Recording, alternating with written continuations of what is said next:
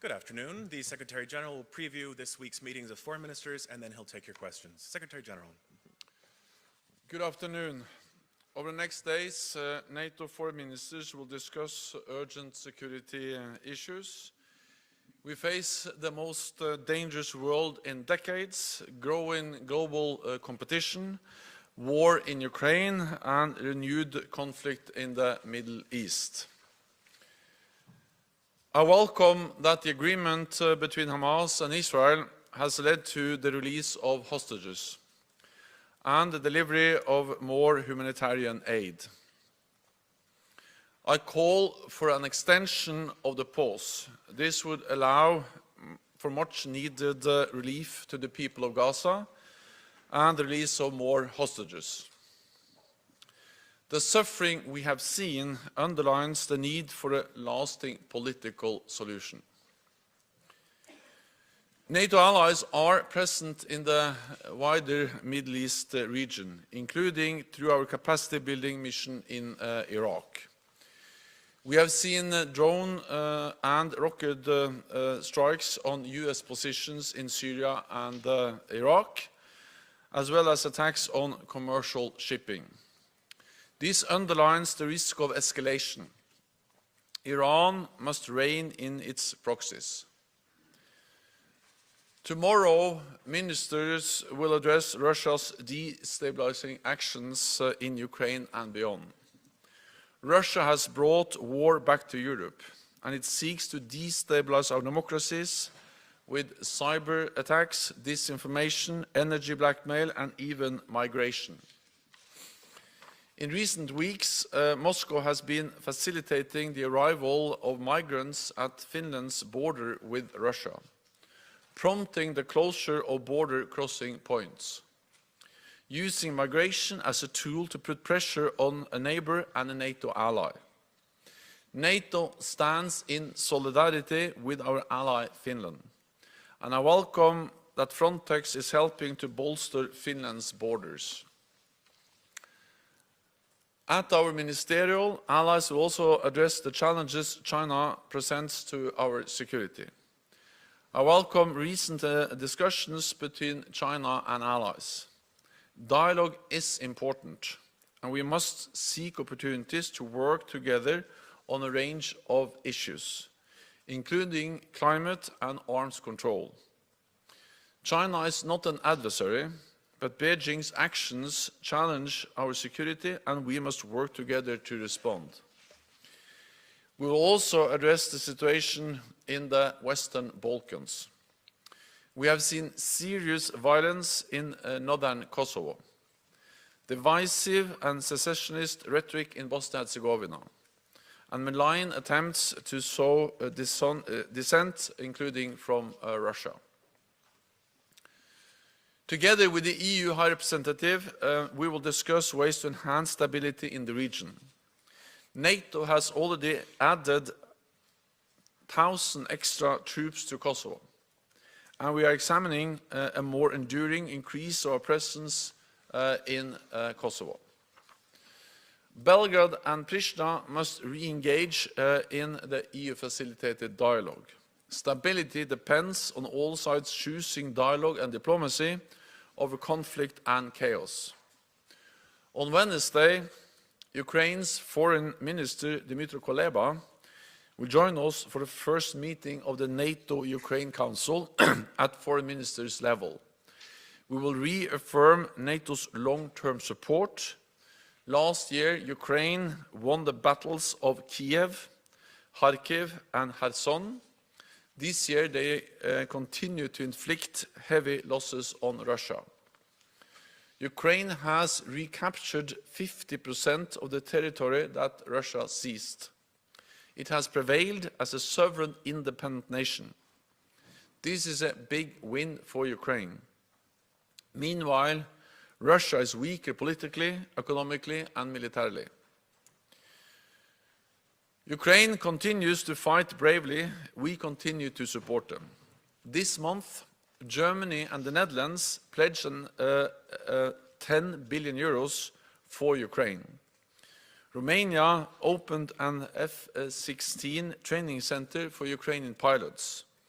Allies, including the US and Finland, are sending more air defenses and ammunition to protect Ukrainian cities from Russian attacks. And 20 allies have now formed an air defense coalition for Ukraine. Allies agree that Ukraine will become a member of NATO. At our meeting, we will agree recommendations for Ukraine's priority reforms, as we continue to support Kiev on its path to NATO membership. Finally, on Sweden. Sweden's membership will make NATO stronger and all of us safer. So I welcome that the Turkish parliament has begun its ratification process. I count on Turkey and Hungary to complete the ratifications as soon as possible. The time has come. With that, I'm ready to take your questions. Thanks. We'll start with Swedish radio in the second row, please.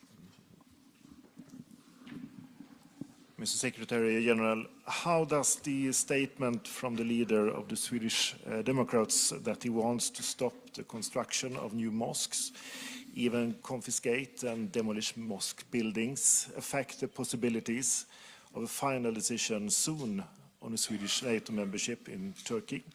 And what do you think about the statement in general? And the second question, the increased migration, as you mentioned, the pressure we'll see in Finland from Russia.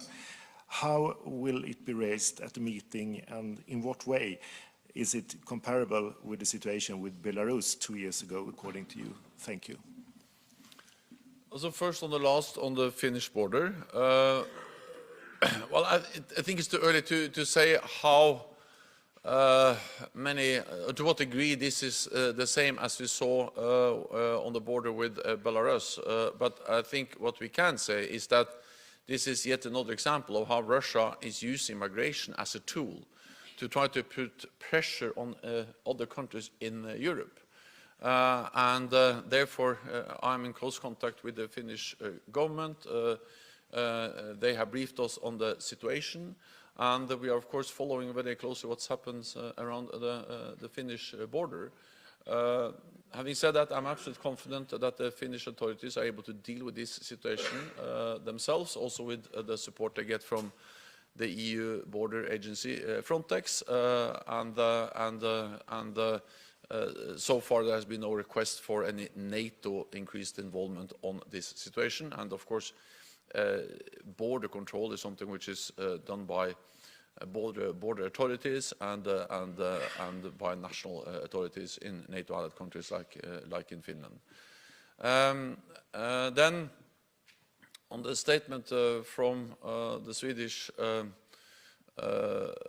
also leader of the Swedish political party, I will just say that I will not go into domestic discussions, but I believe in freedom of religion, but freedom of expression, and these are also core NATO values: democracy, freedom, democracy, and these are actually fundamental rights which shall be protected throughout the alliance. What matters for Sweden's NATO membership is the fact that Sweden, as a government, as a nation, has delivered on what they pledged. Sweden promised in Madrid and also later on in Vilnius to step up its fight against terrorism, step up its cooperation with Turkey, and also to remove restrictions on arms control, and that's exactly what Sweden has done. So Sweden has delivered on what they promised, and now the time has come to Turkey to finalize the accession process. And it's good that President Erdogan has submitted the papers for ratification to the parliament. It's good that the parliament in Ankara, the Grand National Assembly, has started to deal with these documents, and I hope they can finalize this process as soon as possible. We'll go to Irina Summer, row 4 in the middle here, please. Just behind you. Yeah. Thank you, Dylan. Secretary General Irina Sommer, news agency Interfax, Ukraine. What is your assessment for the implementation of Vilnius summit decision regarding Ukraine? What is your expectation towards upcoming summit in Washington? And what Ukraine have to do to get a good result there? Thank you. So NATO allies are following up and implementing the decisions we made on Ukraine and NATO membership at our summit in Vilnius in July this year. And we made 3 important decisions. First of all, we shortened Ukraine's path to membership from a 2-step process to a 1-step process by removing the requirement for a membership action plan for Ukraine. So that step has already been taken. We have actually removed one of the phases that Ukraine has to pass to become a full member by removing the requirement for a membership action plan, as we also actually did for Finland and Sweden. Second, we have established a NATO-Ukraine Council, which is an important body where Ukraine and all NATO allies meet around the same table with the same rights, the same obligations, and that's a body where we can make decisions together. So that moves Ukraine, of course, significantly closer to NATO by establishing a decision-making body, the NATO-Ukraine Council, and that body, that council, will meet for the first time at the foreign ministerial level this week when Minister Kuleba comes to NATO.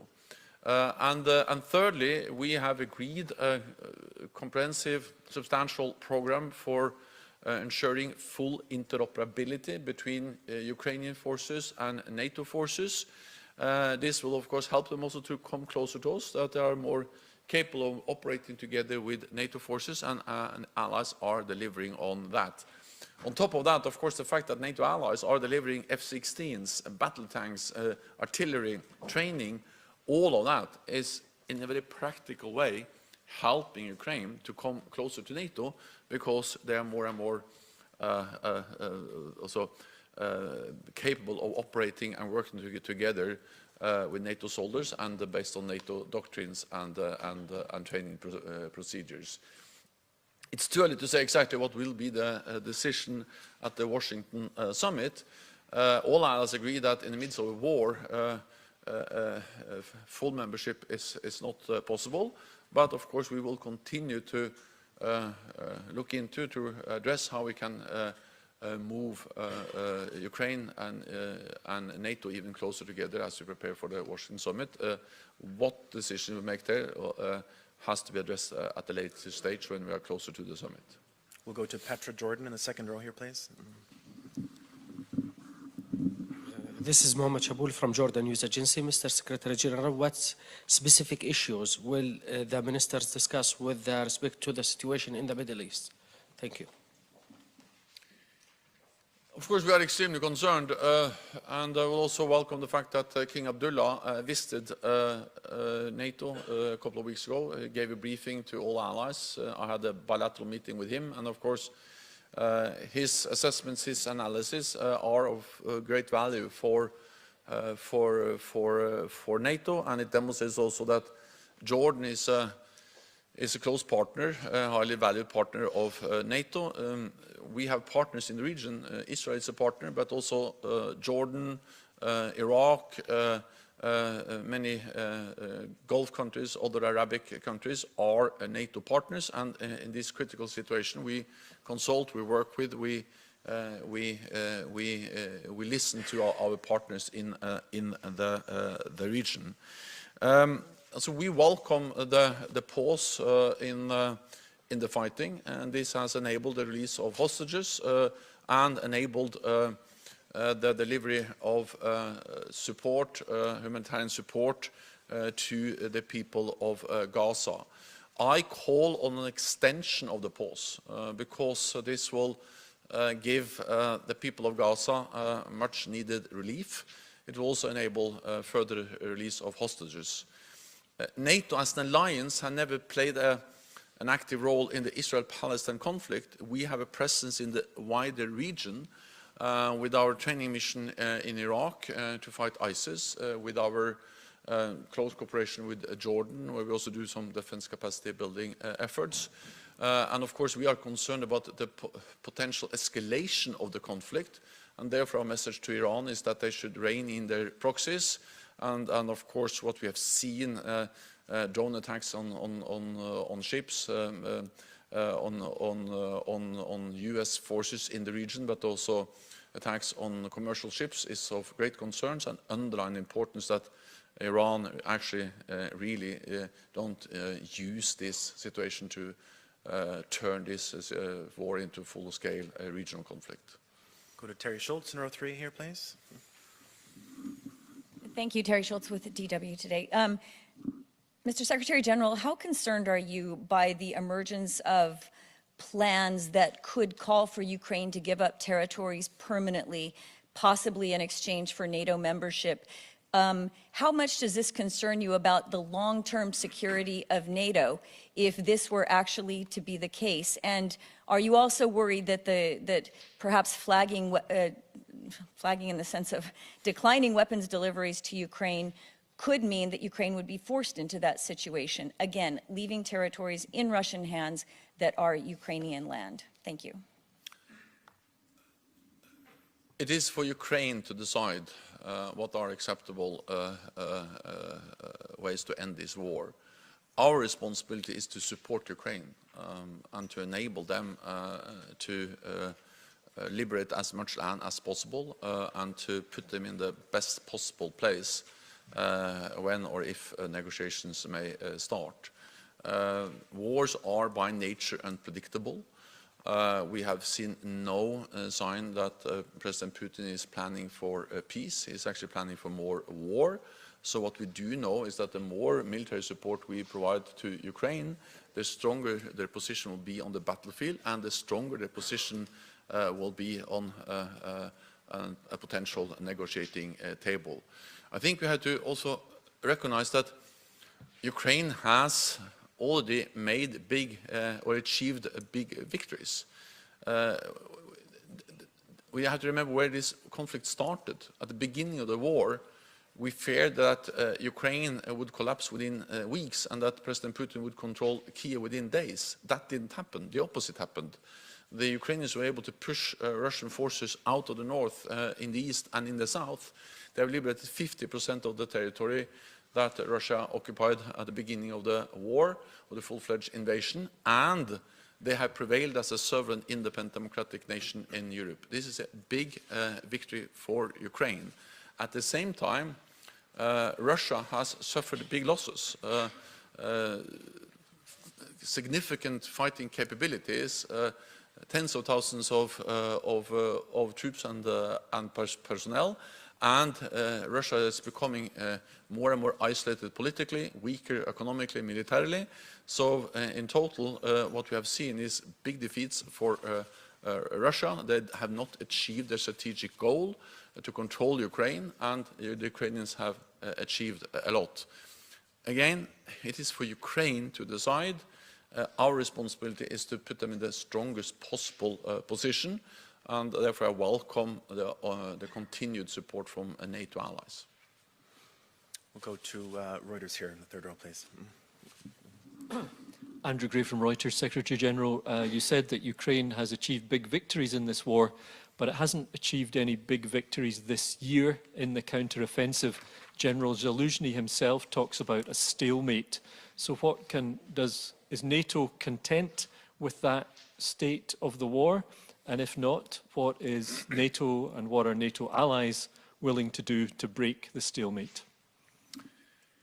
So what we see is intense fighting. There is an extremely difficult situation along the front line, especially in the east. We see high casualty numbers and some of the most intense fightings that we have seen throughout the whole war has actually taken place over the last weeks and couple of months. This happens at the same time as the front line has not shifted in any significant way. So I think we need to distinguish between the fact that the front line is not moving so much and the fact that actually there is very heavy fighting going on. Again, we are impressed by the bravery, the competence of the Ukrainian forces, and also their ability to actually strike behind the Russian lines, deep into Russian-controlled territory. And of course, military achievements can partly be measured in square meters, but also on the losses you are able to inflict on your adversary.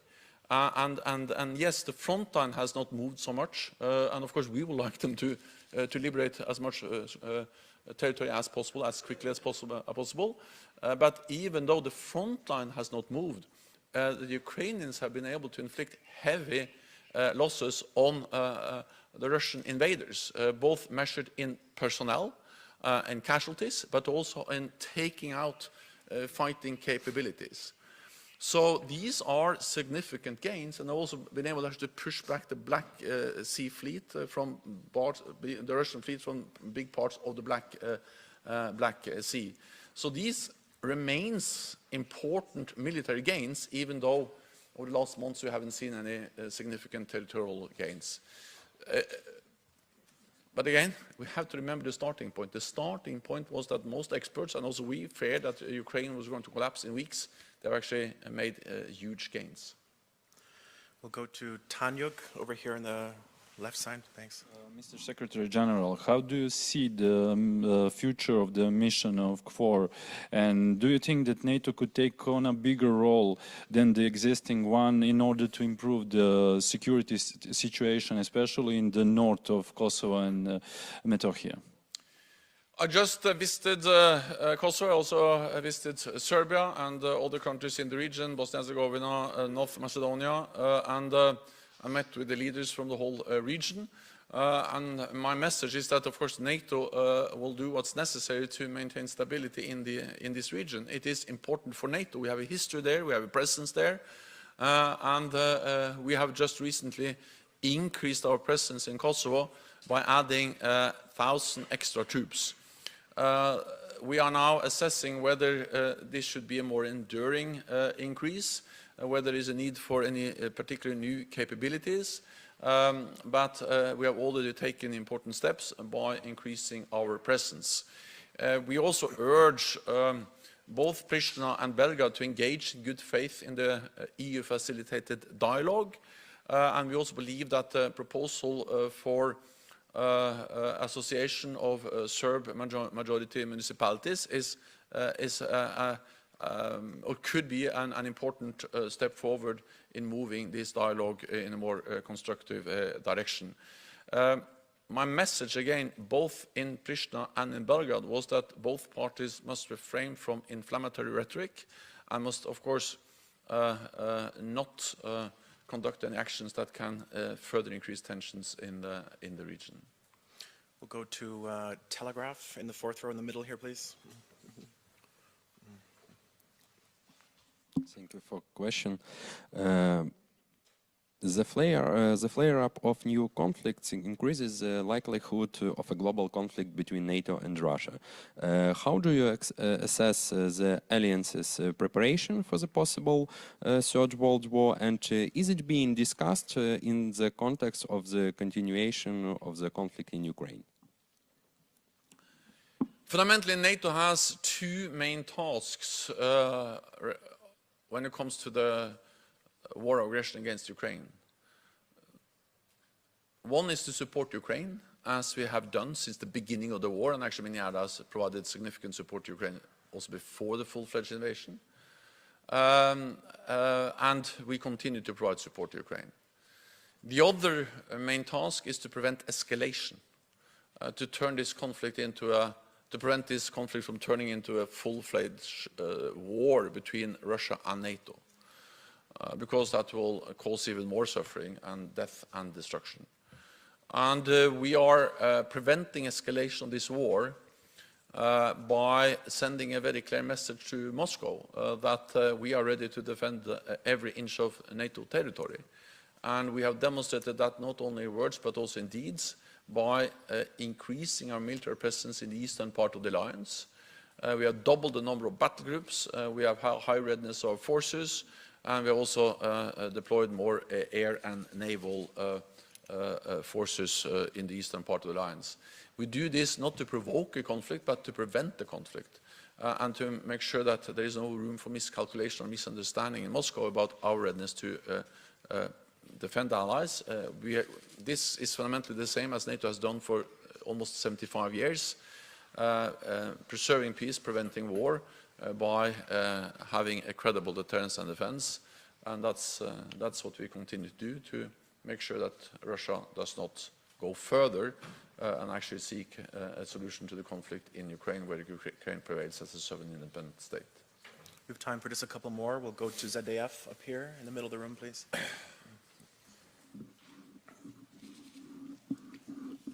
Thank you very much. Florian Neuhan, ZDF German TV. Mr. Stoltenberg, once again on Turkey. You yourself have raised the hopes that Turkey Sweden could celebrate its accession to NATO on this foreign ministerial, but now again Turkey has disappointed and hasn't delivered.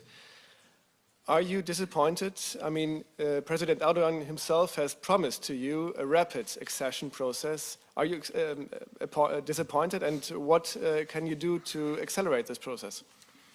So I would have liked to see a more speedy ratification process. That's no secret, and that has been my message now for several months. I actually made it clear several months ago that the time has come to ratify not only Finland but also Sweden, and therefore I have continued to engage with the Turkish leadership, including a phone call with President Erdogan a few weeks ago, underlining the importance of finalizing the ratification of Sweden's membership. After my phone call with President Erdogan, he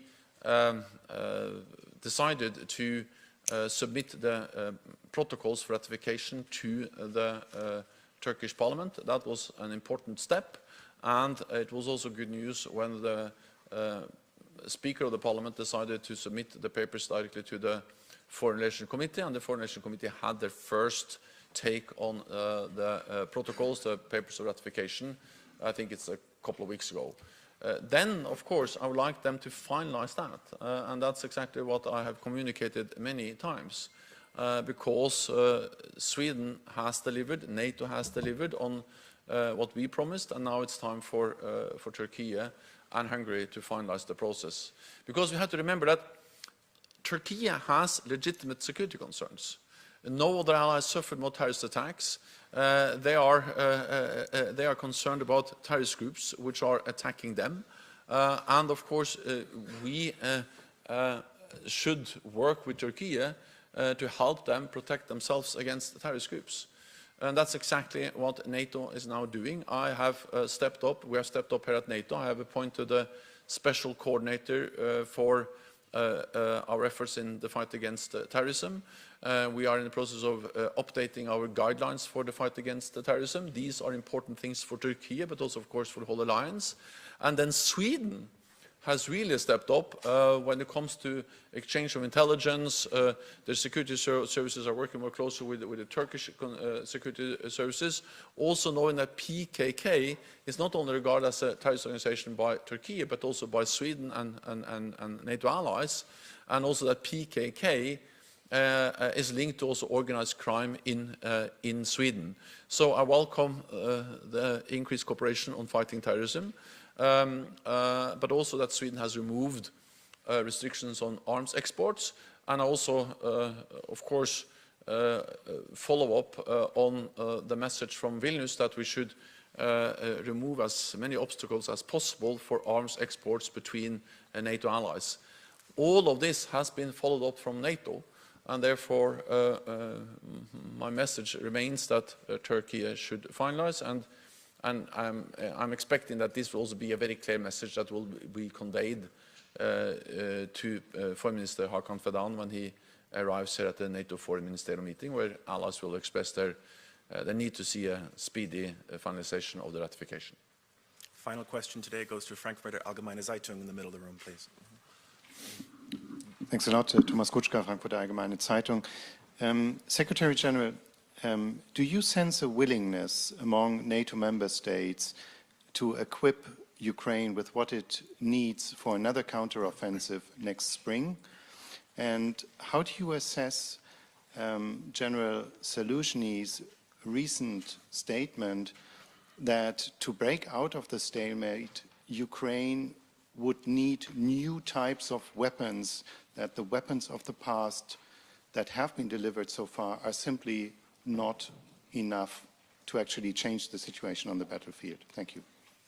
So what I see when I travel and meet NATO allies is unwavering commitment to support Ukraine with unprecedented level of military support. And just a recent announcement by Germany, 8 billion extra, and then added with 2 billion extra from the Netherlands. So just over the last couple of weeks, we have had 10 billion extra euros for military support to Ukraine announced by two important NATO allies.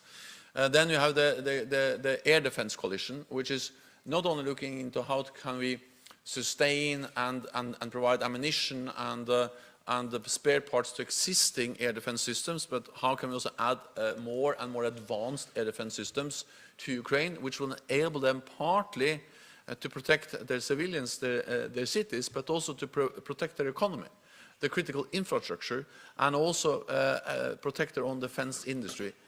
It's enormously important to do what these 20 NATO allies are doing to establish this air defense coalition, to organize, facilitate more air defense support. Allies have delivered very advanced weapons, including cruise missiles from the United Kingdom, from France, and allies also providing a lot of other modern types of weapons. And then, of course, we have also the establishment of the training facility in Romania for training F-16 pilots. So overall, I see a very strong commitment from NATO allies to really provide military support and a wide range of types of weapons. Then, of course, what we have seen is that even with this substantial, significant military support from NATO allies, they have not over the last year been able to move the front line. And that just reflects the fact that we should never underestimate Russia. Their defense industry is on a war footing. They are able to resupply their forces with ammunition and new capabilities. They have got significant amount of ammunition from North Korea. And there is a willingness to sacrifice people in this operation, which also makes it hard for the Ukrainians to achieve the territorial gains we all hope for. But rest assured, I'm absolutely certain that the message from NATO allies at this meeting, but also when we gather later on at the Washington summit, is that we need to stand by Ukraine. It is in our security interest that President Putin does not win this war. Then just one thing about technology. I think that, first of all, we are providing Ukraine with more and more advanced systems. Second, technology is not only about one specific item or weapon. It's about how they can operate together. How we can use drones, how we can use cyber, how we can use different systems and connecting them and then providing new capabilities. And allies are also working on that. And the way I read the article was also very much about actually how to connect and integrate different weapon systems so they can establish or provide even more advanced capabilities. I'm afraid that's all we have time for today. There will be several other opportunities this week. See you tomorrow. Thank you. Thank you so much.